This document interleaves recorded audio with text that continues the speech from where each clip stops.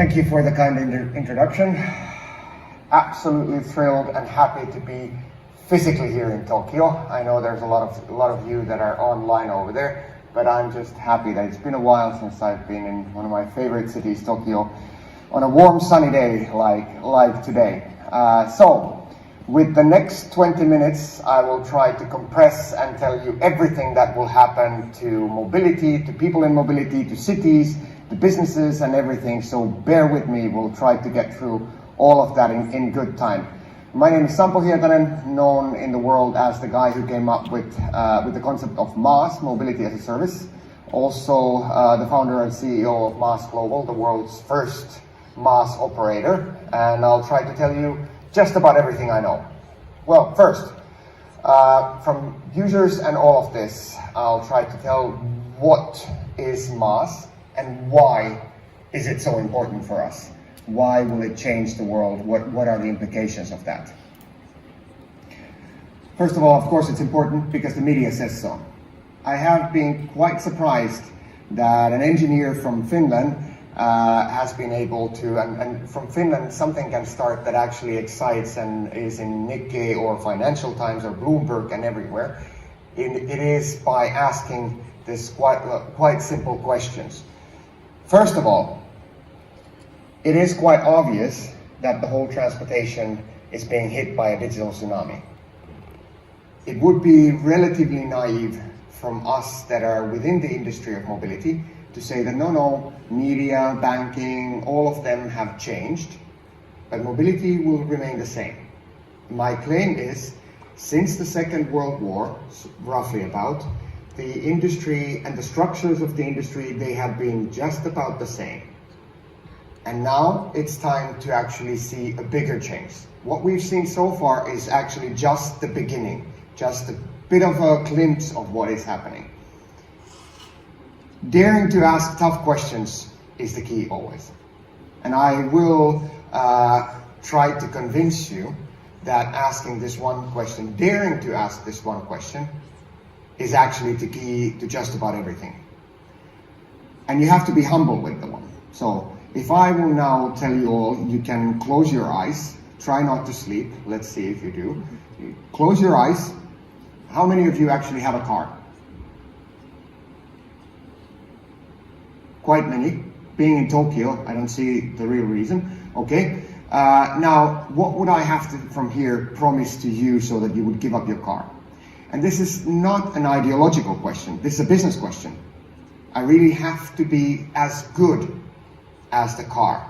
Car is the Ronaldo or Messi of this game. And in order for that, you really have to appreciate the leader of the game. What would it take? So, there's a bit of a history.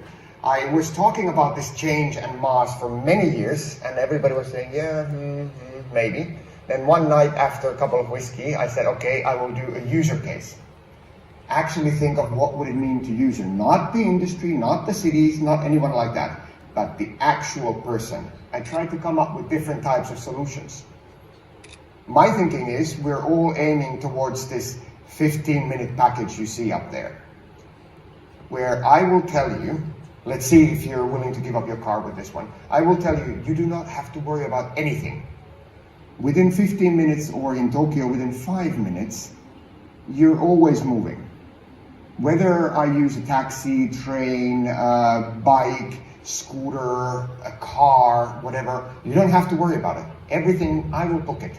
Everything opens to you. I'll make sure that everything works. Would you give up your car for that kind of service? Anyone? I will get you soon. Let's see. But it's not easy. The problem of trying to be as good as a car, really fulfilling the dreams of the people, demands a lot. There is no player out there, no public transport, no ride share, no car share, none of them that can actually be the same as the car does. It is anywhere, anytime on a whim. You have to be able to guarantee people all their rights. It's not about getting from 1A to 1B. It has to be all your A's, all the destinations that you can think of. But the good part of this is, if you put everything together, you start to be there. So if we as an industry think of it, but the competition is not a train against train against bike. It is about putting all of this together to actually give a complete service to the end user. It takes a lot. You really have to combine all of them to be able to give people what they really do deserve. Now, there is an evolution, and this will not happen overnight. Most of the places are actually in the first step of climbing the mountain, but there are interesting steps ahead. It is about being a service for people in their actual lives, and we will climb up the ladders. In some cases, we are at roaming mobility, but mostly not. It will end where the wasted time of now, people waste about 90 minutes of their day, they're willing to waste for transportation. It will go to a point where that 90 minutes will start coming back to being my time. But there's a bit of time before that happens. All right, we've been doing this for quite a long time. It is actually doable. It's not easy, I can tell you. We've used about 20 million lines of code to actually get it done, but it is something that's doable. I'll tell you a bit more about that. So let's start with where it should always start and end and be everywhere in everyone's mind who is in the industry, whether you're a city, whether you're a government, you should just think about that one user again. So for people, car is not a car. It is all about my personal freedom. That means the guarantee, the thought of anywhere, anytime on a whim. That's a big dream. A long time ago, it must have been a revelation. Oh my God, I can actually go just like that. On a Sunday, I can go golfing. If I want to go to Mount Fuji, I can go. I don't have to worry about things. We have to be at least as good as that car has been. Car is an insurance. It's a freedom insurance. When everything else fails, the car will be there. So this is what we have to have in our mind. At the moment, what the industry is producing, if I'm in London, I think also not that bad in Tokyo, but many other places, you will have to have for your daily mobility 30, even 40 apps to go around these 10-minute trips. Is this the future? Would you want to have with your mobile phone, would you want to every time think that, okay, now I'm calling mom, is it Entity, Docomo, or is it someone else that I should choose? Come on, you want one to serve them, and this is what we need to be doing. A bit like Spotify, Netflix, many of them, that you can actually have everything from there. What we tend to do as an industry is forgetting that it's a lot of design. It's not a rational thing. You need a lot of design to actually make all of these convenient for the end user. I know we've done at least a 30 generation and we're still not happy with the design. Let's remember, this is where the car industry is good. Cars are so well designed. There are thousands and thousands of really brilliant designers that are doing it. Now, this is the time where I tend to get, sample, that could be somewhere there, but we Japanese, we Australians, we Finnish, we love our cars. So this is probably not going to happen. Trust me when I say it's not true. Often in the audience or decision makers are men like me, middle-aged men who think that everybody is like us. They're not. If you look at people, what they expect from the industry, what they actually want, 81% will say that by 2030, I will prefer to use one single platform. I want these things. Now the question is, why do people want, people are more advanced, they want something than what we as industry, cities, governments are offering to them. It's kind of silly, but it is obvious that in the end the consumer wins. They will get what they want, and it's pretty obvious what they do want. Now, why would cities and governments care about this? Why would you be interested? Let's think of it from tax-paying business or sustainability issues. Let's remember, this change, I told that it's a digital tsunami that is hitting transportation. It is 10 times bigger than the change that happened in telecom, when we went from landlines to actual mobile phones.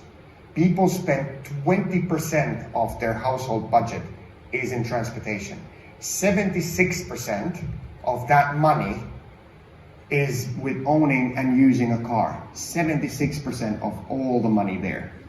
That car sits unused 96% of the time.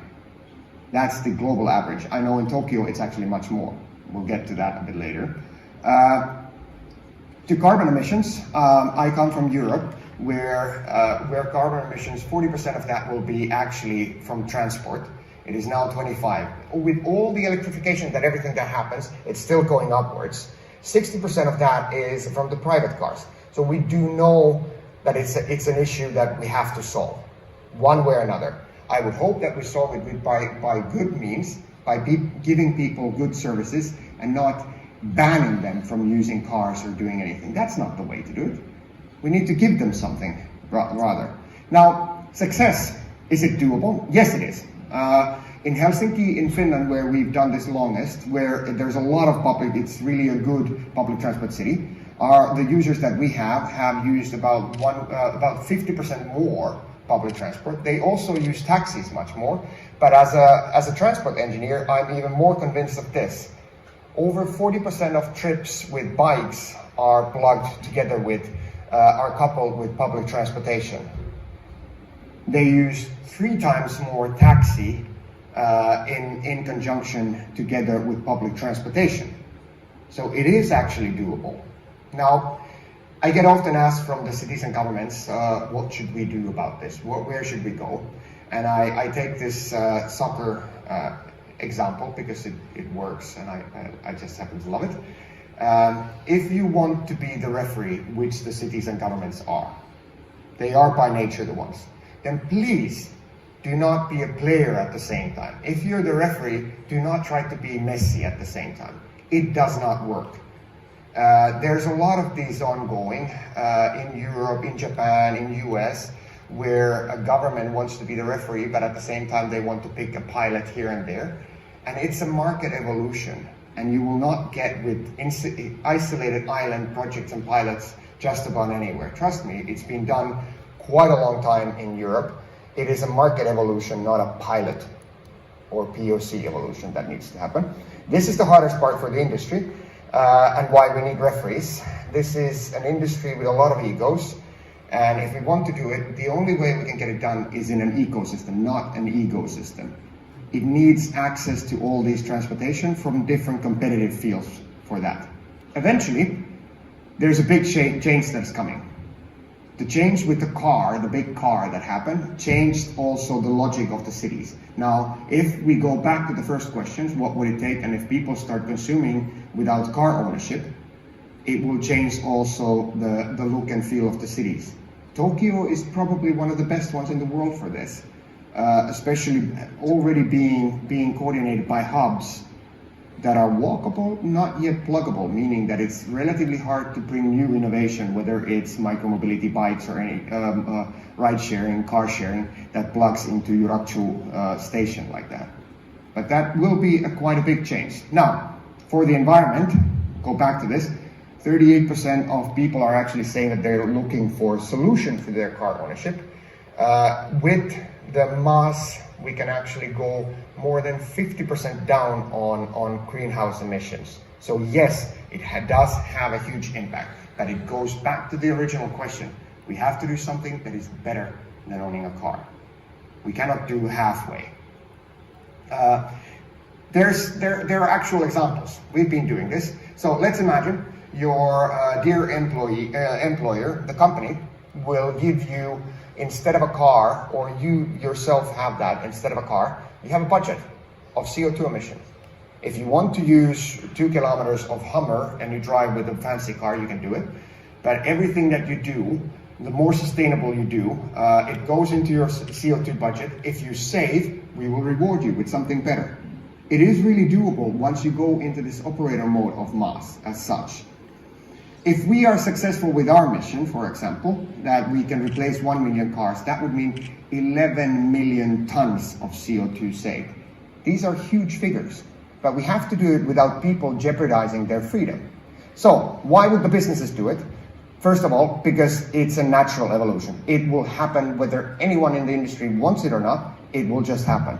From ownership, we're already moving towards this private lease, having services and all things plugged together into it. It's just a natural evolution that is not just car as a service, it will be the whole mobility as a service. If you don't trust me, trust some of the ones that actually know better. It will not be in the beginning like this. It will not happen overnight. Don't worry. Not everything will change immediately. But you know from other industries that once we start hitting that 10%, 5%, the rest will go up like that.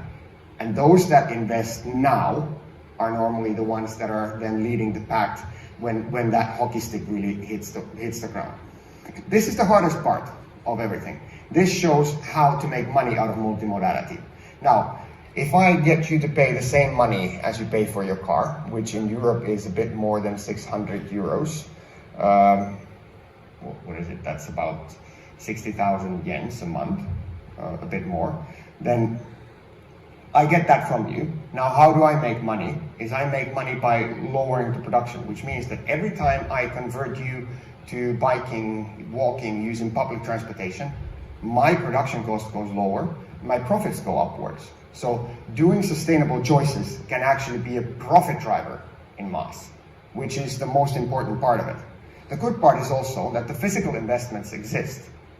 Whether it's Tokyo, Jakarta, many of these places, the physical elements of Maas are actually there. All you have to do is digitally plug them together, provided that, of course, the industry is willing to do it with a bit of help.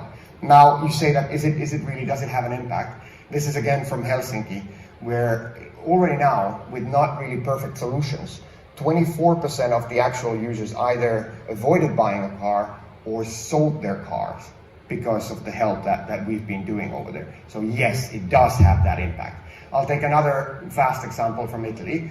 Why would an insurance company give you, when your car breaks down, another car, where they could give you a voucher of mobility just instead, and actually make more profits and earnings out of that by giving you more choices?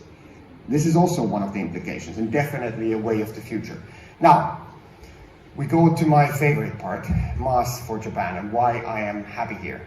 I am seriously convinced that Japan could and should be the leader of the world for Maas. Why? It is dense, it is highly equipped. The services, the infrastructure are absolutely marvelous. You have all the Shinkansen, the public transport works, there's good enough taxis, there's car shares, there's car rentals, everything is there. They're digitally amazing. The Suica solution is amazing. It's just a bit of slowness that tends to happen, and too small pilots, instead of thinking Japan as a pilot for the rest of the world to show how this actual digital change should happen. Also, in order to transfer the whole industry to be ready for this global change. So in many ways, I am here to urge Japan to take the lead. Be the first ones in this, but do not think too small. That's the way. We've been trialing it out. We're also looking for partners. So anyone in there that want to do it with us, please come to me afterwards, and we'll get it going within days, and then the Maas will happen tomorrow and everything is ready. No, it is actually something that we've trialed. It seems to be definitely what the consumers want. And that's where I would want to also end this. It does not matter what's in it for your city. It does not matter what's in it for your core business. The only thing that matters first in this kind of thing is what the users want. What do they get out of this? You do not think of a partial solution, think of their whole lives. And if you can do that, the rest will start following. With that, I thank you. I don't know if we have still time for a couple of questions or somebody saying you're wrong, because that would be also cool. Please share some questions. Thank you. 佐藤様、ありがとうございました。どうぞ大きな拍手をお送りください。Thank you, Mr. Yakinen, for your wonderful presentation.